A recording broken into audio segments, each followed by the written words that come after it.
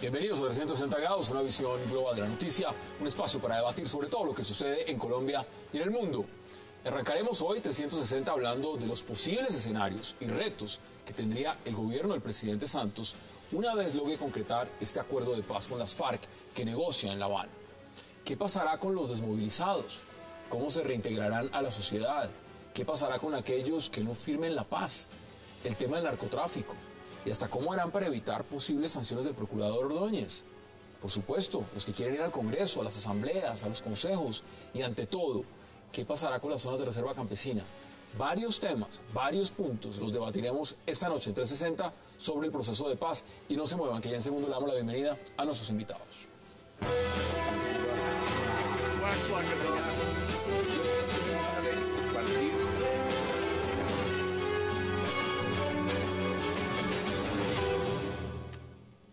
Y qué placer darle la bienvenida esta noche a 360 a Joshua Mitrotti, a Ricardo Angozo, a Miguel Silva y próximamente a Frederic Massi. Caballeros, qué placer y gracias por aceptar la invitación. Buenas noches. Buenas noches. Bueno, vámonos al punto. ¿El punto cuál es? Mucho se ha debatido sobre este acuerdo que se llegó en La Habana. Del segundo punto, un acuerdo parcial, como han dicho, pero segundo punto, participación política. En el marco también se ha hablado mucho de lo político. Y me interesa hoy que debatamos sobre lo pragmático, y es cómo lo ponemos, cómo lo matizamos. Miguel, ¿cómo cree usted que se pueda llevar adelante todo lo que se firmó? ¿Usted lo ve viable o lo ve complicado? ¿Cómo ves ese Lo primero que yo señalaría es que si realmente en Colombia queremos una paz y queremos comenzar el camino de la paz, esto tiene que hacerse con base en el realismo y con menos idealismo. Es decir, esto requiere altísimas dosis de realismo, supone altísimas dosis de realismo de parte de la sociedad, de realismo de parte de la clase política, de realismo de parte del gobierno. Pero entonces, ¿en qué consiste este realismo? Este realismo implica realmente saber cuáles son los desafíos que tenemos a futuro. Me preocupa sobre todo en el tema que empieza a discutirse las declaraciones que ha comenzado a sacar el presidente de la República, en la medida en que nos invitó a imaginarnos una Colombia sin guerra, una Colombia sin narcotráfico. Imagínense, lo podíamos lograr. Muy idílico. Claro, y una fantasía. Cuando usted va a un país como Colombia, usted encuentra que el tema del narcotráfico no se reduce a las FARC. Claro, es el principal cartel, pero usted encuentra que el tema de las FARC, el tema del narcotráfico está mucho más arraigado en la sociedad colombiana, y esto requiere de políticas mucho más serias que simplemente un acuerdo. Creo que ahí habría que hacer muchas cosas más adicionales a eso. Vamos a ampliarlo. Ricardo, bienvenido. ¿Usted cómo lo ve? Buenas noches. Bueno, en primer lugar, primero, la capacidad que puede tener el secretariado que está en La Habana negociando para controlar todos los frentes. No hablemos que hay unos 9.000 miembros todavía de las FARC activos y varios bloques en varias regiones de Colombia, creo que en 26 departamentos de Colombia de los 32. Y no hay que olvidar que esto es un proceso mecánico y es un proceso técnico, el proceso de paz. Y en otros procesos de paz, lo que hemos visto, por ejemplo, en el caso de ETA y del IRA, que siempre hay sectores que, aunque están negociándose la paz o incluso firman acuerdos, como pasó el IRA, se pueden escapar algunos miembros radicales y que no cumplan con los acuerdos. Gómez. ¿Están diciendo que no? No olvidemos el IRA auténtico. El IRA llega a firmar un acuerdo, pero a los pocos días de firmar ese acuerdo, el IRA auténtico coloca la bomba de OMAC y mata a 30 personas. Es decir, primero tenemos que ver la capacidad que tiene los que están negociando La Habana, el secretariado, de controlar a todas sus fuerzas. Y luego no olvidemos otra cosa, hay un gran reto aquí: las hostilidades continúan. Las FARC siguen practicando la extorsión, el secuestro, el narcotráfico. Lo primero es la erradicación de las hostilidades. Creo que es el primer gran desafío. El segundo, digamos, que pongan fin a la actividad del narcotráfico. Y yo creo que la gran cuestión, yo lo que siempre me he preguntado desde que empezó este proceso en noviembre del año pasado, es si las FARC realmente tienen la voluntad política de dar el paso, de convertirse en una organización armada y pasar a la acción política. Lo que han hecho otras guerrillas, como el Frente Farabundo Martí de Liberación Nacional o el Frente Sandinista de Liberación Nacional, porque ha habido otras guerrillas que no han sabido dar ese paso. Y yo, mi gran pregunta es, ¿estaremos con una guerrilla que es una de esas guerrillas perdida en oportunidades perdidas? Eso que está diciendo usted, también hoy el procurador ha empezado a dar luces muy importantes sobre ese tema y lo vamos a ampliar. Joshua, bienvenido. ¿Cómo lo ve usted? Muchas gracias, Adam. Gracias por la invitación. Pues mire, yo creo que el proceso electoral es un tema muy complejo. Yo creo, y desde que arrancó el proceso, creo que el timing no ayuda. Personalmente creo que es un muy buen indicio que hayan firmado este segundo punto, pero siento que los tiempos no nos van a dar, que desafortunadamente la campaña electoral arranca y creo que el tema del proceso de paz se puede convertir en un elemento y eso es riesgoso para el gobierno, eso puede ser un tema favorable para la oposición, para todas las oposiciones, y ahí yo veo que hay un elemento complejo. Creo que el tema de las FARC, ¿qué tantos están dispuestos a desmovilizarse? Yo personalmente creo que igual si el Estado logra robarse la franquicia FARC, quitarla del panorama político colombiano, ya es un avance, porque va a ser mucho más fácil combatir a unos grupos armados ilegales. Que sean bandas criminales, que sean bandas criminales y no un tema de FARC. Pero yo creo que definitivamente no estamos en un acuerdo donde todos los miembros de las FARC ni el secretariado va a tener la posibilidad de desmovilizarlos a todos. Bueno. Dos, creo que estamos hablando de 8.000 personas en armas, pero yo no he oído un debate serio de cuántos van a ser estas estructuras civiles, políticas, las organizaciones sociales que históricamente están detrás de las FARC. Simplemente quiero hacer un recorderis.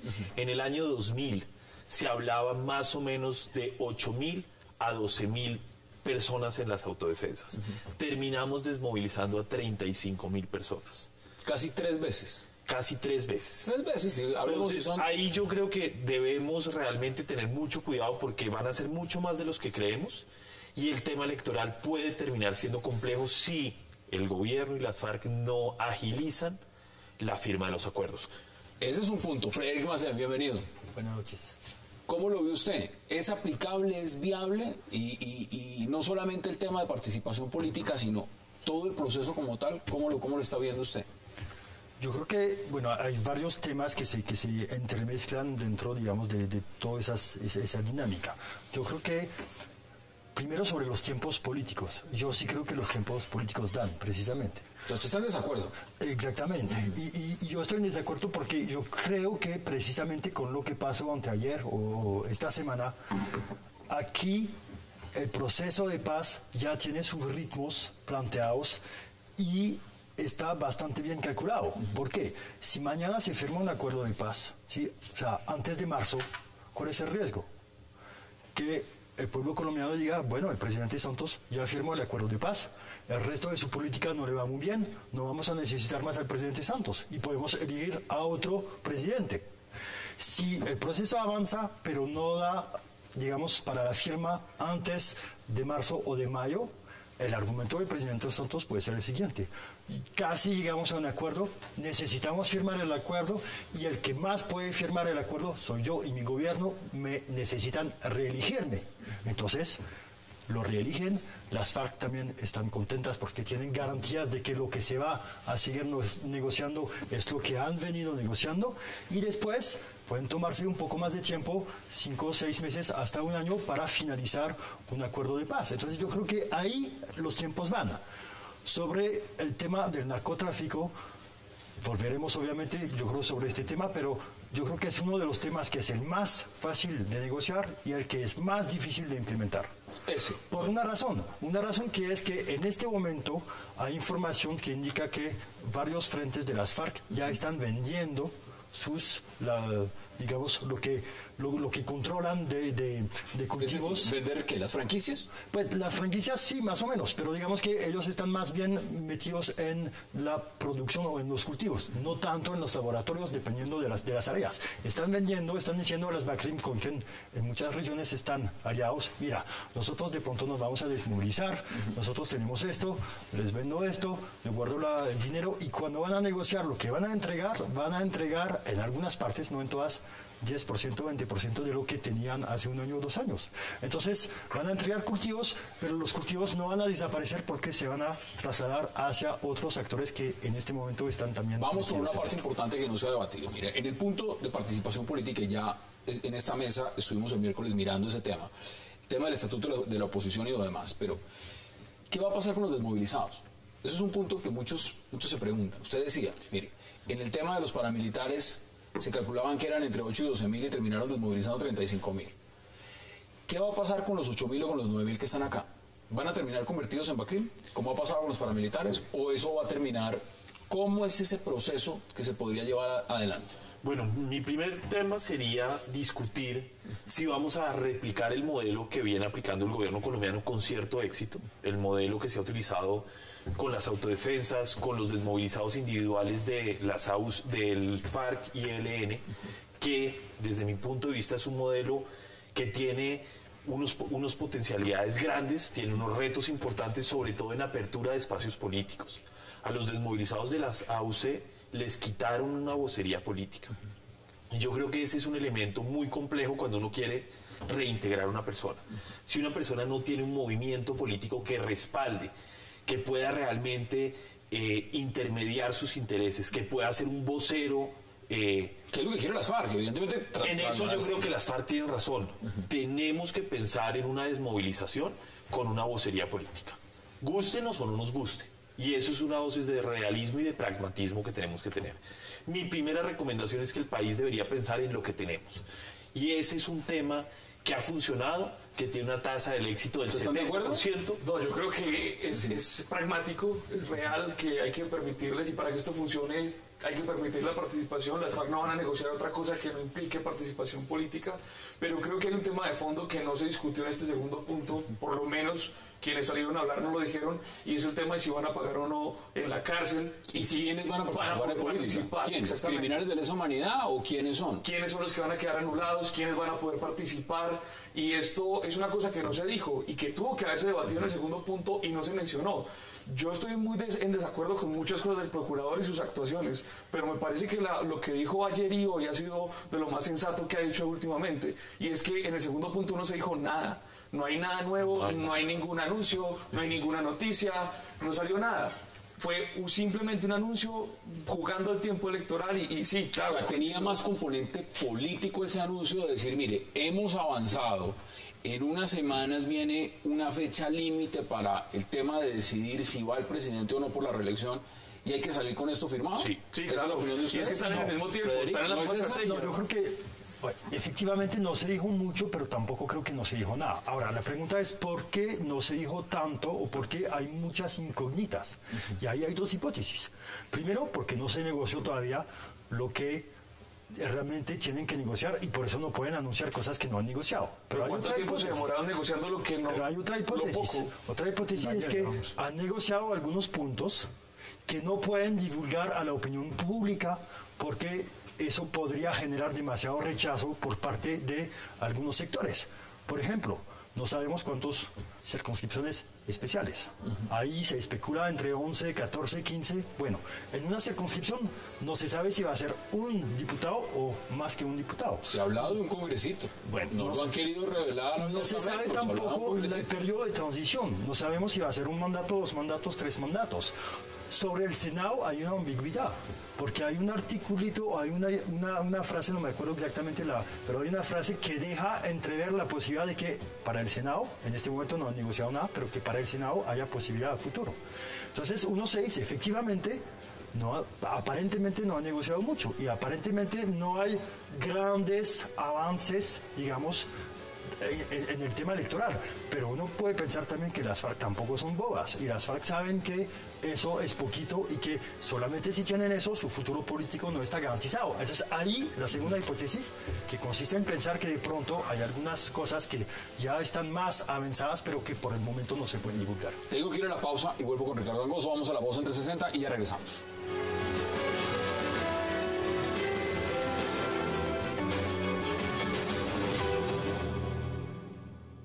Los máximos responsables de los delitos de lesa humanidad, de los crímenes de guerra y de genocidio, no pagarán un solo día de cárcel. Eso lo ha dicho. Esa concepción, esa interpretación del concepto de condena es la que ha expresado el señor fiscal general de la Nación. Regresamos a 360 y sobre esas declaraciones que dio el procurador esta mañana. Estoy leyendo aquí primera página también porque estamos en vivo, 8:18 p.m. hora de Bogotá, Quito y Lima. Primera página del diario El Espectador. Tienen lo siguiente, dice: propuestas presentadas por de paz presentadas contaron con la autorización del gobierno. ¿Quién está diciendo este titular? Lo está diciendo el colectivo de abogados José Alvear Restrepo, quien rechaza acusaciones hechas en su contra por el portal Primero Colombia sobre las propuestas para blindar jurídicamente y garantizar un indulto a los guerrilleros de las FARC. Ahora, amplío lo que dice el procurador, porque ese es un tema muy importante en participación política, Ricardo. El procurador dice lo siguiente: en el proceso adelantado en el año de 1986 se les otorgaron amnistías e indultos a los victimarios y además se les premió con el diseño de políticas públicas, formación de partidos políticos, y las víctimas fueron olvidadas. No se puede repetir el mismo elemento. ¿Qué dice usted al respecto? Yo creo que sí a la participación política y a la paz. Evidentemente en eso estamos todos de acuerdo. En esta mesa y seguramente en toda Colombia. No creo que haya nadie en contra ni de la paz ni de la participación política de la guerrilla. Todo el mundo es partidario de que participen en la política. Pero yo creo que un proceso de paz está asentado sobre tres patas básicas. Son memoria, reparación y justicia. La memoria se puede hacer de la forma, por ejemplo, como los sudafricanos. Pero ¿y participación política de un criminal de lesa humanidad? Eso va a ser muy complejo. Tenemos las experiencias, por ejemplo, de Guatemala y de El Salvador, y se hizo manga ancha. Muchos de los que habían cometido crímenes, muchos de los que habían violado los derechos humanos. No olvidemos que en el caso incluso de El Salvador, algunos de los jefes guerrilleros, por ejemplo, como Joaquín Villalobos, hoy consultor internacional, participó en el fusilamiento de algunos guerrilleros, como Roque Dalton, y sin embargo se le dio una amnistía. Tuvo que haber una amnistía, tiene que haber perdón, pero tiene también que haber la otra contraparte, y eso tiene que cerrarse bien, porque si no los procesos de paz acaban estallando y se cierran en falso. Yo creo que esas tres patas son vitales: memoria, reparación a las víctimas y justicia. ¿Qué dicen ustedes? No, en el caso de El Salvador, una observación es que el informe de la Comisión de la Verdad recomendaba la no posibilidad de ejercer funciones públicas para algunos jefes guerrilleros. ¿Qué es lo que ocurrió? Y dentro de los cuales Joaquín Villalobos estaba. Sí, pero el FML luego se reconvirtió. Ahora, yo creo que sobre la participación política, efectivamente, y ahí voy a combinarlo con el tema de la desmovilización. La participación política le interesa a un número muy limitado de guerrilleros de las FARC. O sea, los guerrilleros rasos no tienen ambiciones políticas. Normalmente, en la mayoría de los movimientos de guerrilla no tienen ambiciones políticas. Estamos hablando de la cúpula más algunos cuadros. Dentro de la cúpula, yo creo que, o del secretariado, yo creo que tampoco podemos hablar de las FARC como si fueran homogéneos. Algunos van a tener más ambiciones, otros menos.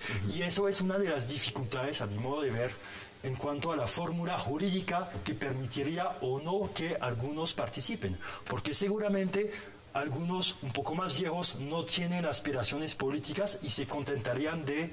No, y hay unos que estamos viendo en pantalla que sencillamente dirán: en algún momento nosotros no queremos ni siquiera entrar en el proceso. No, pero estamos hablando primero de los que están en La Habana negociando. Seguramente algunos de ellos no tienen ambiciones políticas, entonces lo único que les importa, o lo que más les importa, es no pagar cárcel. Pero algunos otros yo creo que estarían dispuestos a pagar un poco a cambio de poder participar en política. ¿Cuál es el problema?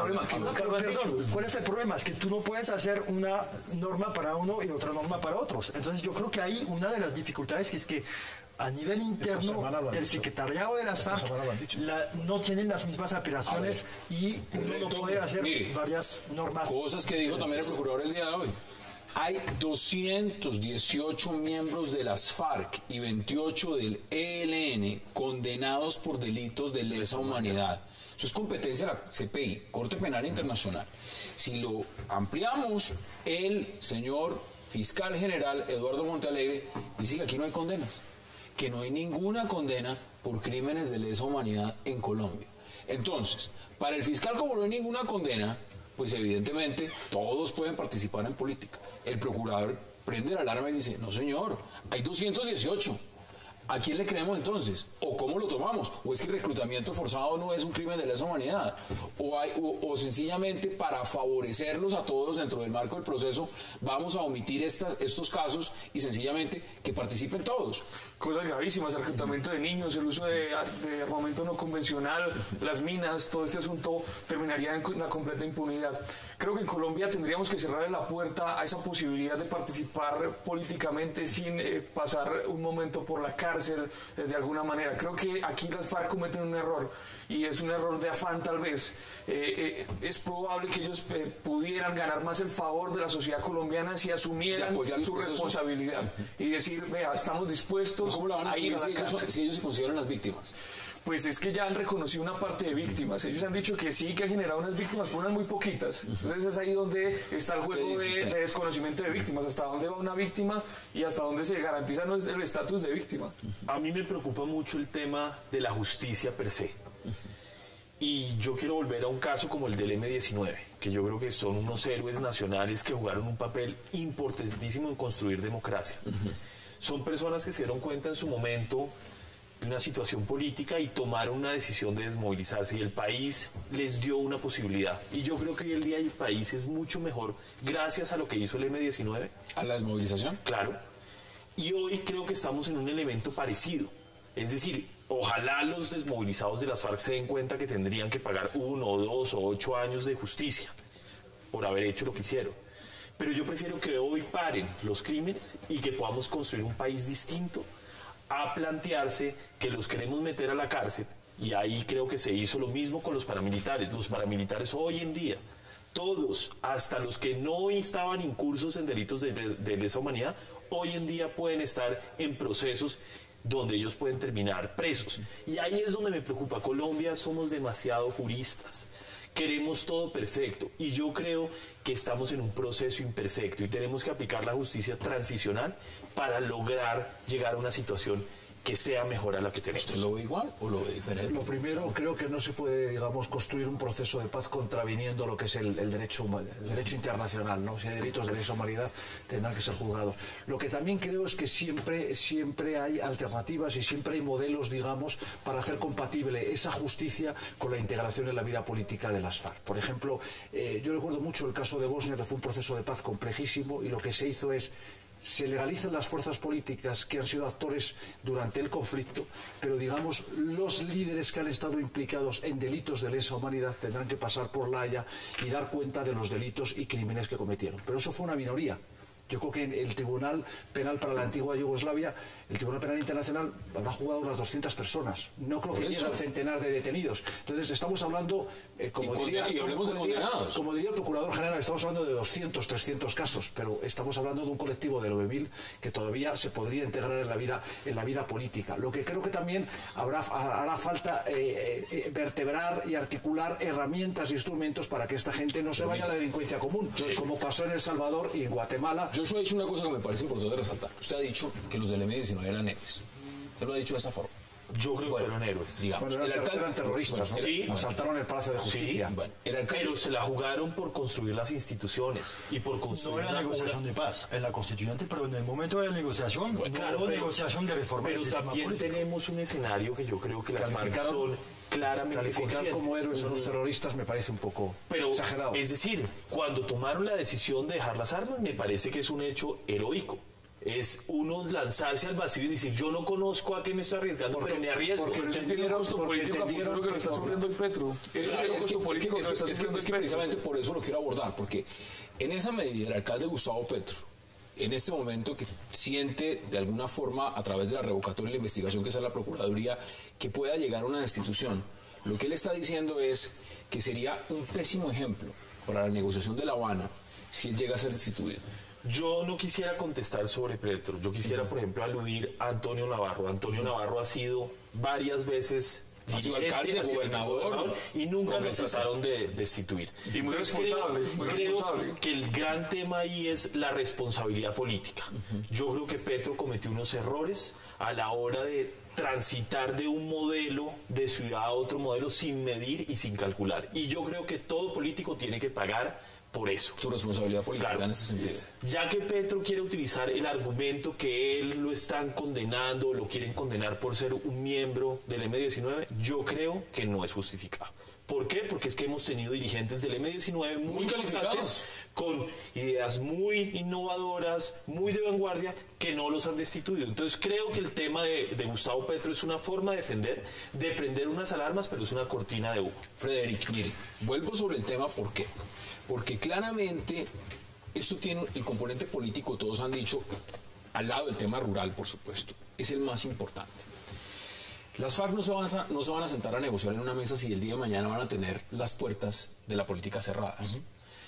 Ahora hablemos de la constitución de esas curules. ¿Cómo serían esas curules? ¿Cómo ve usted el planteamiento que se hizo para que ellos puedan acceder al Congreso? ¿A usted cómo le parece esa forma? Hay muchas incógnitas que permiten especular un poco de la siguiente manera. Primero, no estábamos hablando de curules reservadas. El texto del comunicado, por lo menos, deja entender que hablamos de circunscripciones especiales transicionales, pero que serían abiertas. Hay dos elementos ahí. Un elemento de apertura política y un elemento de tiempo. Primero, se van a implementar esas circunscripciones una vez firmado el acuerdo de paz. ¿Y la dejación? Si se firma antes de marzo del 14, pueden aplicar para las próximas elecciones a la Cámara de Representantes. Si no se firma el acuerdo de paz antes, estamos hablando de 2018. En 4 años, quién sabe cómo va a ser la situación en las zonas donde hoy en día supuestamente las FARC tienen mucha influencia. Ahí hay una gran incógnita. Y hay una incógnita aún mayor si pensamos, como aparentemente lo prevé el acuerdo, que en estas zonas, hoy en día, con mucha influencia de las FARC, o supuesta mucha influencia de las FARC, otros candidatos pueden presentarse.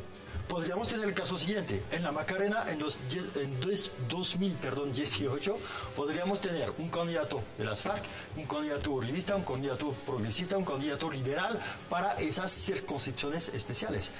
¿Qué garantiza que las FARC, si estamos en un proceso transparente, vayan a ganar? No hay muchas garantías. Por eso yo creo que ahí, si miramos esto, finalmente lo que está establecido o lo que solamente aparece en el comunicado es bastante poquito para las FARC. Por eso mi hipótesis de que seguramente, o yo sospecho de que hayan negociado otras cosas que en este momento no se puedan decir. Es parcial. Tengo que ir a la pausa y les doy la palabra de inmediato. Vamos a la pausa en 360 y ya regresamos.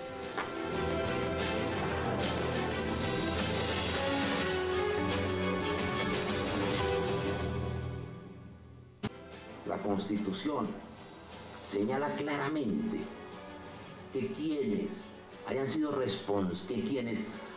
condenados a penas privativas de la libertad y quienes hayan sido condenados por delitos de lesa humanidad no podrán ser inscritos como candidatos a cargo de elección popular. Regresamos a 360. Señores, tienen la palabra. No, yo creo que el punto que toca el procurador me parece el punto central. De nuevo, insisto, a mí no me gustan ni 5 las actuaciones del procurador frente a otros temas, pero en este tema me parece que está actuando de una manera muy Que ahí coherente. está siendo puntual. Está siendo puntual y está ubicando el punto donde es, y es... no se le niegue participación, creo yo, no les neguemos participación. Creo que si pensando pragmáticamente, si queremos que esto funcione, habría que modificar esa parte. Habría que modificar la parte que dice que quienes hayan sido condenados no pueden participar en política. Igual, Ricardo. Pero hay que condenarlos. Yo pienso igual. Además, en España estos días estamos atravesando por una situación muy parecida a la que vive Colombia. Una corte europea ha condenado a España y tiene que liberar a algunos etarras. Están saliendo algunos etarras como una etarra, una miembro de la organización terrorista ETA que había cometido 13 crímenes, ¿no? Yo creo que tiene que haber unos límites. Y en España, por ejemplo, los ha habido. Es decir, algunos etarras que habían cometido crímenes graves y que estaban implicados, habían perpetrado atentados salvajes, pues esos no han podido participar en la vida política. Se ha permitido a un partido político que es, digamos, el que apoya a ETA que participe en la vida política, pero no hay miembros de ETA implicados en atentados. Bueno, pero Batasuna, digamos. Sí, se llama Mayura ahora, sí. Cuando uno lo ve ya políticamente, pues hay una participación. Sí, pero no los miembros de Amaiur, de la organización, digamos, política que apoya a ETA, no están implicados en delitos de sangre. No han cometido delitos de sangre. O sea, ese es el límite que se impuso. Hasta donde se puede ir. Frederick. Pues ahí yo tengo una posición un poco diferente, que es la siguiente. A mí me parece que si una persona está condenada por crimen, que sea crimen de lesa humanidad, puede ser una condena de 10, 20, 30 años. Una vez que se cumple la condena, a mí me parece que debería recuperar sus derechos políticos. Claro. Pero la Constitución colombiana no lo permite en este momento. Entonces, si mañana un dirigente de las FARC tiene una condena de 7, 8, 10, 15 años, puede ser reducida después, pero que una vez cumplida su condena se quiere presentar a una elección popular, los ciudadanos colombianos pueden decidir, sabiendo lo que ha hecho, sabiendo que ha sido condenado y que cumplió su pena, pueden elegir sí o no. Pero quieren elegir. Precisamente sería lo que habría que modificar la Constitución. Otra cosa es diferente regalar un puesto en una embajada eso es diferente. Pero a mí me parece que si no es una doble condena. Sí, es evidente. No, es que el punto era ese, que eso es lo que tenemos que modificar en la Constitución. Esa prohibición a quien haya sido condenado por lo menos para estos casos, para permitir una condena y así permitir la salida política. Tiene que haber dos reformas antes de la participación política de las FARC, la reforma constitucional y la reforma electoral, que las tendrá que decidir el Congreso de la República, porque evidentemente si vamos a insertar a esa guerrilla y nos dan los tiempos con las circunscripciones especiales, primero la reforma electoral, que la tendrá que decidir el Congreso. Yo lo que no sé, ahí coincido contigo, no sé si va a dar tiempo de aquí a marzo a sacar una reforma electoral y una reforma constitucional, porque tampoco quedan tantos meses. O cómo se materializa el acuerdo de las circunscripciones transitorias especiales en las zonas vulnerables. Yo no lo veo, no veo posible que el Congreso hoy, además en un proceso preelectoral también de ellos, puede cambiar toda la configuración del Congreso. Pues es que, y además hay tiempo para negociar. En gran parte. Pues si hablamos de 14, pero de 11 a 14. ¿Cuántos? Tampoco sabemos. Pero si es un diputado por pero no lo sabemos que sea uno. Pueden ser 5. No, pero no van a. O sea, yo creo que sí. Habla un congresito. Sí, pero digamos que la reivindicación de las FARC ha sido tener, bueno, más o menos el mismo número, por lo menos el mismo número de representantes que tuvo la UP en su momento. La UP tuvo, si no estoy mal, 9 representantes a la Cámara y 4 senadores. Podemos entonces pensar que si hay 10 o de 10 a 15 zonas especiales, ¿sí? Circunscripciones especiales, tendríamos entre 10 y 15. Si uno pone 2 diputados por circunscripción, serían 30. Ahí yo creo que sería bastante difícil aceptar eso. Entonces, si hablamos de 15 máximo, porque otra vez vuelvo y repito, si son elecciones abiertas, si hay 15 candidatos de las FARC en esas circunscripciones especiales, nada garantiza que los 15 resulten elegidos. Pero entonces suponemos que son 15 de 160 y pico de representantes a la Cámara. Tampoco es una mayoría muy importante y no creo que tengan la capacidad suficiente en la Cámara de influir de manera muy importante en las decisiones. Por yo eso, lo que no veo claro es el mecanismo jurídico para lograr esto. Bueno, eso es otro tema también. Entonces, eso es lo que me interesa. Son dos discusiones.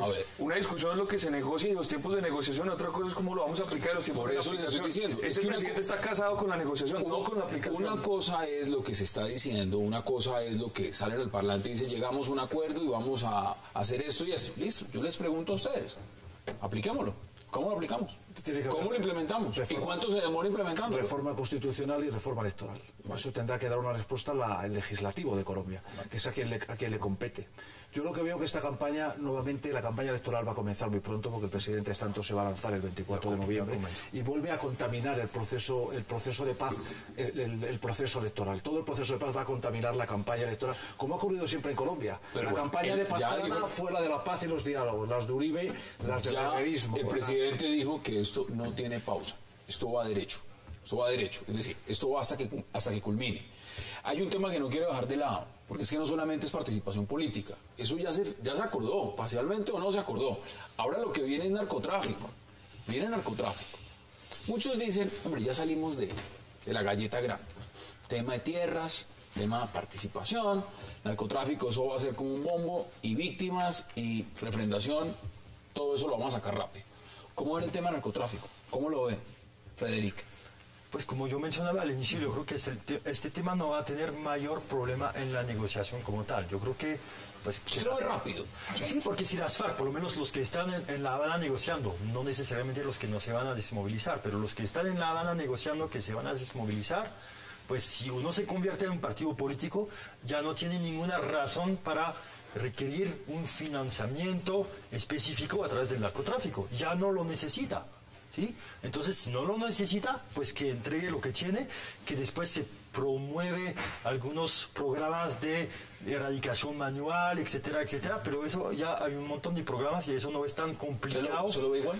Pero implementar eso va a ser complicado, porque para que realmente lo que tienen en este momento las FARC, o lo que controlan, digamos, sea realmente puesto fuera del juego del narcotráfico después, por las razones que yo explicaba, que en este momento están ya vendiendo algunas cosas.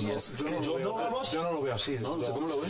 Yo el problema que veo, lo primero, si el secretariado controla, si uno ve el mapa de Colombia y ve la estructura de bloques que tienen las FARC, la primera pregunta es si el secretariado controla todos los bloques que tienen las FARC, porque tiene varios, me parece que son 12 bloques, con 9.000 miembros. Lo primero es ver si el secretariado controla todos esos bloques. En segundo lugar, una vez que se firme, si se firma un acuerdo definitivo, es si todos esos hombres que están movilizados ahora por las FARC, los 9.000, van a dejar las armas. Joaquín Gómez, Fabián Ramírez. Porque hemos tenido experiencias súper negativas. Yo vengo de un país como España donde estábamos negociando nuestro gobierno con ETA, el presidente José Luis Rodríguez Zapatero anunció este año va a ser el año de la paz, y al día siguiente un comando que se había escapado a la dirección de ETA colocó una bomba en la T4 en el aeropuerto de Madrid y mató a 2 personas y el proceso de paz se fue abajo. Es decir, la capacidad de control muchas veces de la dirección de una organización terrorista sobre sus miembros, pues ocurren estas cosas, se escapa a veces a la propia dirección. Ha ocurrido con el IRA también, que tuvo el IRA auténtico, con ETA, y ¿quién no nos dice a nosotros que el secretariado no controla a sus 9.000, 8.000 miembros que tenga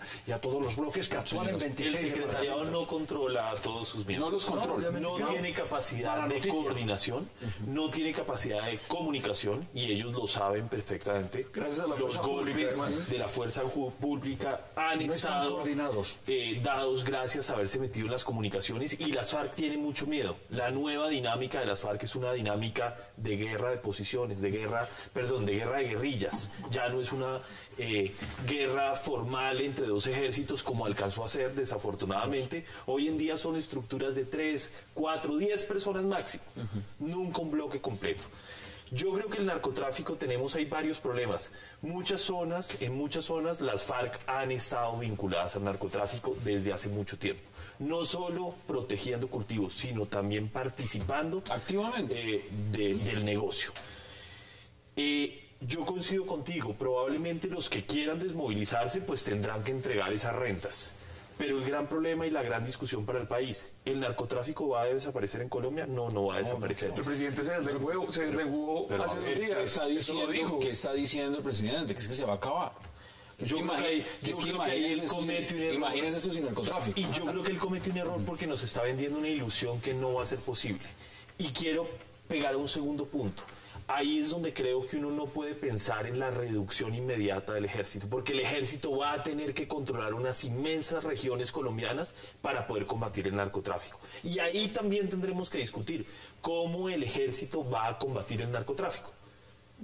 O vamos a reforzar la policía para que lo haga. Pero el narcotráfico es un punto que puede ser sencillo con quien vayamos a negociar, pero va a ser muy difícil de implementar. Agréguele antes de que vayamos a la pausa. Sí, además no solo eso, en muchas regiones del país ya no se sabe si son rastrojos, urabeños o FARC. Bandas criminales. Ya son bandas criminales y actúan como bandas criminales, no tienen objetivo político, su objetivo es mantenerse en guerra. Ahora, hay un elemento que yo no quisiera dejar pasar, y es el tema de la discusión sobre dejación o entrega de armas. Lo que se dijo, y le puse bastante cuidado a lo que dijo de la calle, lo que dijo Iván Márquez, pero participación con dejación de armas, pero nunca plantearon la entrega de armas. Además ellos han dicho que eso no es, ellos no se están sometiendo. Ellos no están sometiendo, esto no es un proceso de sometimiento. Si no hay entrega de armas hay 2 peligros. Uno, que esas armas vayan a parar al mercado negro, que en Colombia es un mercado muy fuerte. Y otro, que aparezca la posibilidad de una disidencia radical que no entregue las armas, que se mantenga en armas y en una ambigüedad de allí, tipo Hezbollah, en la que no podemos actuar de una manera directa. Tengo que ir a la pausa y le doy las palabras inmediatamente para regresar. Vamos a la pausa en 360 y ya regresamos.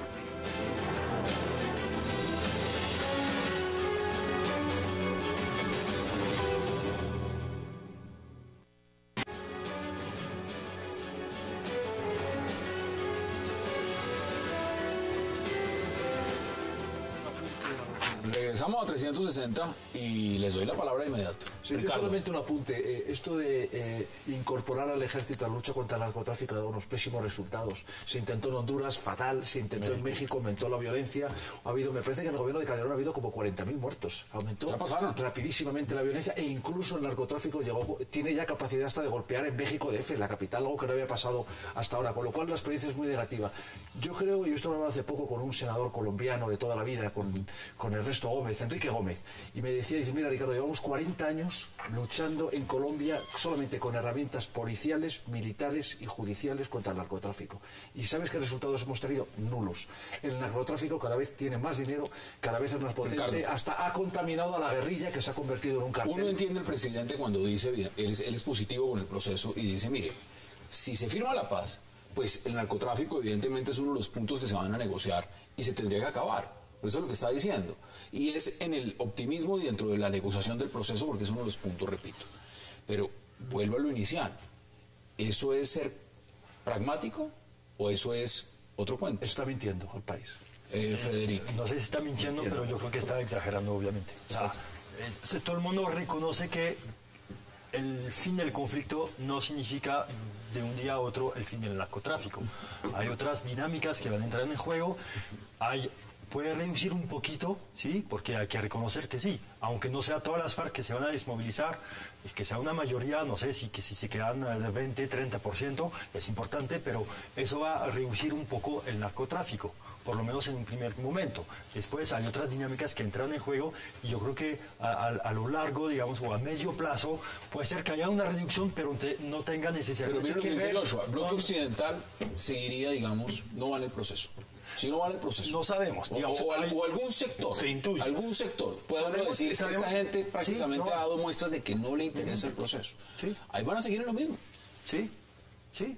No, efectivamente, y por eso el narcotráfico no va a disminuir de la noche a la mañana, y hay otros actores que están en esto. Ahora, el narcotráfico puede disminuir por otras razones, que los carteles mexicanos, que se desplazan hacia Venezuela, que también hay otras drogas que aparecen en el mercado, que en Perú está aumentando. Entonces puede ser que se reduzca el narcotráfico, pero no necesariamente como resultado o no solamente como resultado del proceso de paz. Ahora, quiero volver, si me permite, sobre el punto de la dejación de armas o de entrega de Interesante ese armas. punto. A mí me parece que hay un falso debate. O sea que yo entiendo la diferencia entre dejar las armas, entregar las armas, yo entiendo que a nivel simbólico es importante, pero yo creo que no deberíamos concentrarnos demasiado sobre este punto por la siguiente razón. Suponemos que mañana las FARC, todos los que desmovilizan, entregan su armamento. Suponemos, aunque sabemos que no va a ser así, que entregan todo su armamento, sofisticado y no sofisticado. Lo más fácil en este país es comprar armas.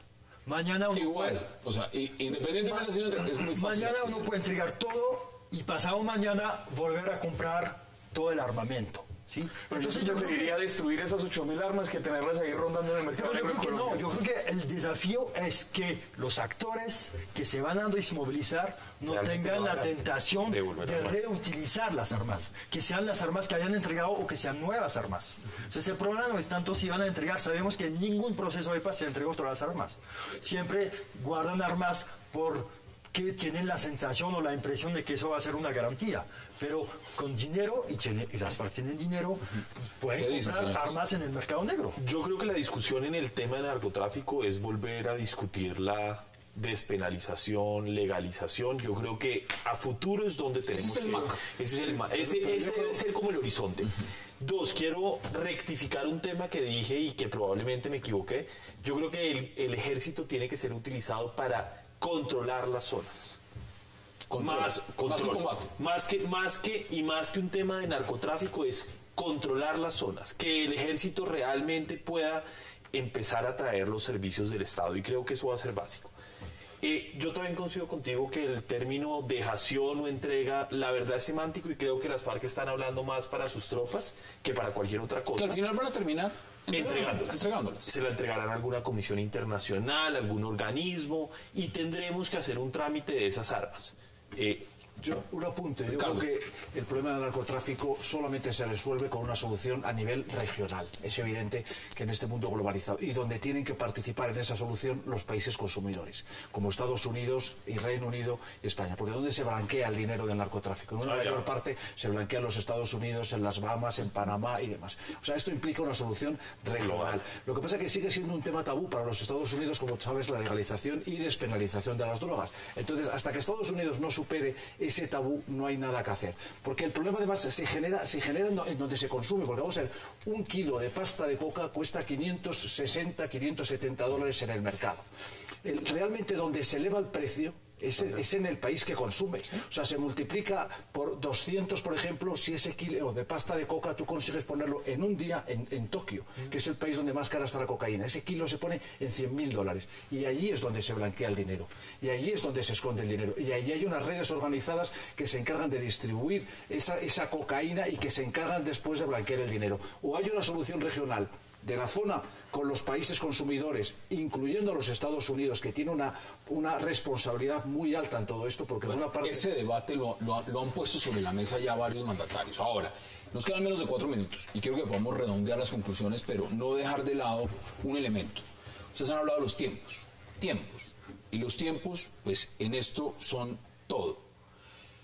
Hablando de tiempos, ¿usted cree que en este proceso, como está andando la agenda, con un proceso electoral encima, cuando un presidente dice esto no tiene pausa, cuando ya se pasaron los 2 puntos que muchos consideran los más importantes, ¿hay el tiempo suficiente para concluir el proceso, firmar el proceso, refrendar el proceso y ponerlo en marcha? Si hay reelección, sí. Digamos, el motor de todo este proceso termina siendo la reelección y es el que termina empujando el ritmo del proceso de negociación y es el que va a terminar empujando y acelerando los ritmos. Fíjese cómo estamos debatiendo el tema de la refrendación. Estamos corriendo para que sea en la elección del Congreso. El proceso ya está listo, eso tiene que salir para la elección del Congreso. Es decir, el proceso le está poniendo, la campaña electoral le está poniendo ritmo al proceso. Creo que en términos de negociación los tiempos están porque el gobierno y las FARC están en la misma estrategia, están en el mismo tiempo. El problema va a ser en la aplicación. Yo creo que con el tema de implementación, ¿en cuánto tiempo se la da? Claro, es que por ejemplo, si usted mira el tema del IRA, la entrega de armas es un proceso larguísimo, complicado, sangriento. Eso no es tampoco tan fácil de... Eso es que mañana firmamos y yo voy con las armas y le digo, mira, aquí están sobre la mesa, venga, firmamos el papel y listo. No pasa. Si van a seguir el modelo IRA, como lo han dicho, eso va a demorar por lo menos 10 años. 10 años. Si la idea de ellos es seguir el modelo de IRA, como lo han dicho. En entrega de armas. En entrega de armas. ¿Usted lo ve igual? Mire, yo deseo... Usted dice que los tiempos no alcanzan. Yo deseo que alcancen, pero eso depende mucho de la voluntad de las FARC. Y que las FARC se den cuenta que están en sus últimas... en su última oportunidad para realmente tener una negociación digna con la sociedad colombiana. Y eso depende de los negociadores que están allá, que se quieran mover rápido y que no dejen que el tema electoral obstruya cualquier posibilidad de paz. Monsieur Frédéric, ¿cómo lo ve usted? Yo creo que en este momento ni las FARC ni el presidente Santos tienen afán de apresurarse. No hay afán. Santos tiene aparentemente la reelección asegurada y eso les conviene. ¿Tiene 4 años más entonces? A él y a las FARC. Entonces, como la reelección está casi asegurada, bueno, uno nunca sabe, pero digamos va en buen camino, nadie tiene afán. Entonces pueden demorarse 6 meses, 8 meses, 1 año. Ahora, el tema de la implementación, también hay que tener mucho cuidado. ¿Implementación de qué? De los acuerdos. ¿De qué? De todos los acuerdos. En ningún proceso de paz en el mundo se ha implementado el 100% de los acuerdos. Y muchas veces, entonces, se implementa 50% durante 2 años y el 50% restante puede demorarse 5, 10, 15 años. Entonces, cuando hablamos de eso es bueno saberlo. Eso es bueno saberlo porque la mayoría de personas que entienden el proceso se imaginan es que firmando el proceso se firma, se entrega y eso empieza a ejecutarse inmediatamente. Claro, pero lo que quiero decir es que en 15 años hay un 1% de los acuerdos que no están implementados. Yo creo que ya sería un éxito grande para Por supuesto. Concluye usted, Ricardo Angozo. Quedan 40 segundos. En política no existe la ingenuidad y no me parece que sea una casualidad que se anuncie el proceso de paz o la firma de este acuerdo cuando quedan 16 días o 15 para que el presidente Juan Manuel Santos se lance a la reelección. Después creo que vamos a asistir a una campaña electoral típicamente colombiana. El proceso proceso de paz va a ser el epicentro de toda la campaña electoral. Como ha ocurrido siempre aquí, yo asistí a la campaña, o me recuerdo la campaña de Pastrana, que eran los diálogos y era la paz. Después vino Uribe, que era la seguridad democrática y era mano dura contra la guerrilla porque había fracasado lo del Caguán. Y después vino Santos y dice, vamos a continuar con las políticas del presidente Uribe de seguridad democrática, y vino esta negociación. Yo creo que los tiempos van a dar porque vamos a seguramente asistir a la elección del presidente Juan Manuel Santos, y tiene 4 años por delante para dar paso, digamos, a ese proceso. Sí. En cualquier caso, sin optimismo. Habrá parones, habrá avances, como en todos los procesos de paz. Nosotros llevamos con ETA 3 años ya que no disparan ni un solo tiro y no ha habido atentados, pero todavía ni han entregado las armas, ni se han desarmado todavía, ni sabemos dónde las tienen. Y eso es un avance. Bueno, eso es un avance. Señores, se nos acabó el tiempo, un verdadero placer. Frederic Massé, como siempre, gracias por aceptar la invitación. Joshua Mitrotti, un verdadero placer. Gracias. Ricardo Angosto, gracias. Miguel Silva Moyano, gracias también. A ustedes, gracias por acompañarnos, y recuerden, el lunes a la misma hora, 8 p.m., para seguir debatiendo toda la agenda política de Colombia y del mundo, y repetición 11:30 de la noche. Gracias, hasta una próxima oportunidad.